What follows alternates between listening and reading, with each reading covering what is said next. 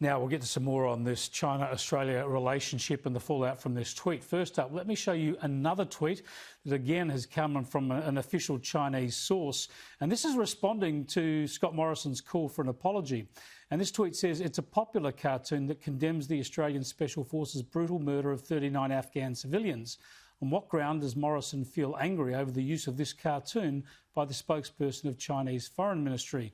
It's ridiculous and shameless that he demanded China to apologise. There you go, the escalation here, quite worrying. Let's go to the Australian Strategic Policy Institute's Michael Shoebridge, who joins us live from Canberra.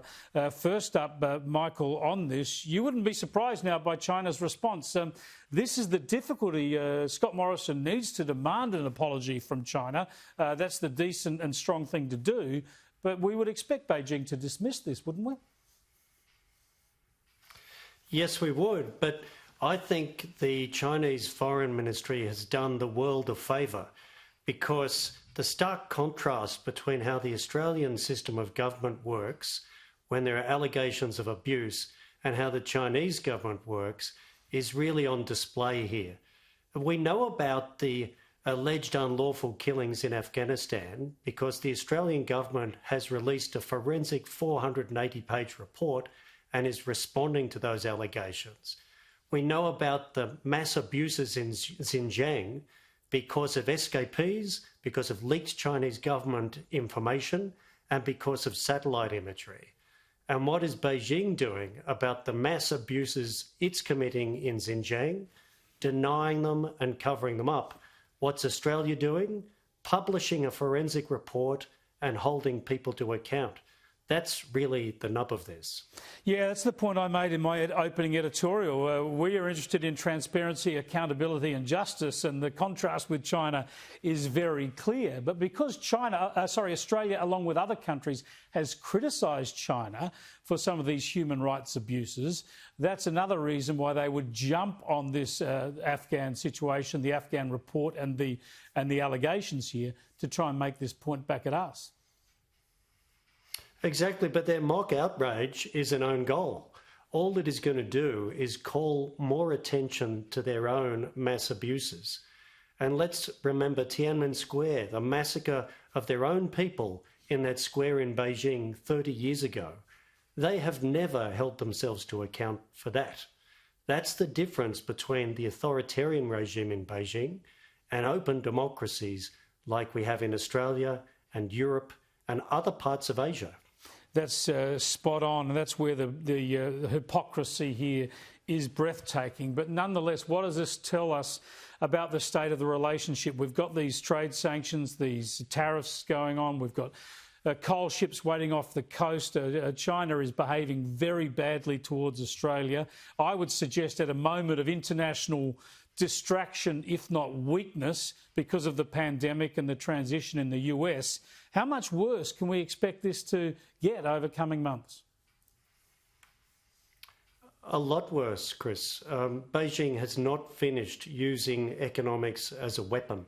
So that's why it's so refreshing to see businesses like Treasury Wine Estates recognising this, coming clean with their shareholders and saying, we have to refocus on other markets in Japan, Taiwan, South Korea, Europe, Vietnam and Thailand.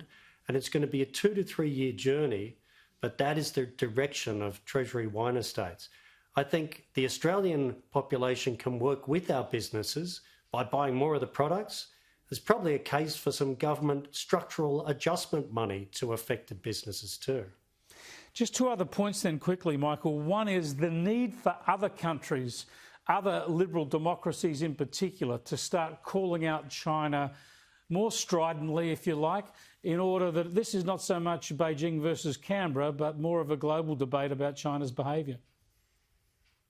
I think that's starting to happen. We saw the UK Foreign Affairs Committee head just last week when that 14-point list from Chinese officials about Australian decisions came out, saying, look at the list, the UK is in the same boat. And we've seen France, Germany and Sweden publish Indo-Pacific strategies that are really about dealing with the way China uses its power.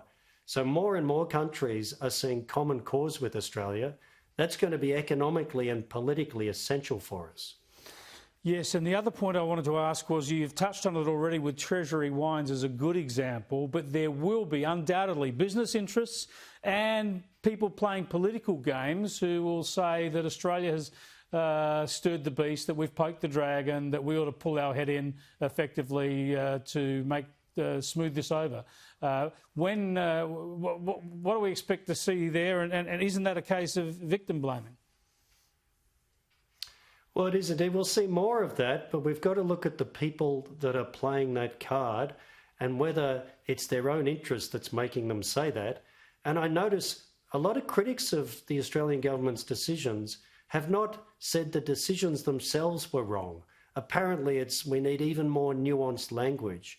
Well, no, this is a collision of interests, and it's a collision of how our governments work, as we're seeing today with the contrast between Xinjiang and Australia's accountability over Afghanistan. So it's not something that pulling our heads in is going to fix. Spot on. Thanks for joining us, Michael. I appreciate it.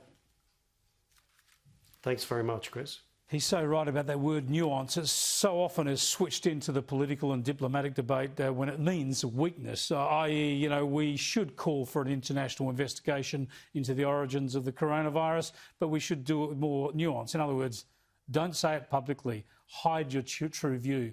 That should not be Australia ever.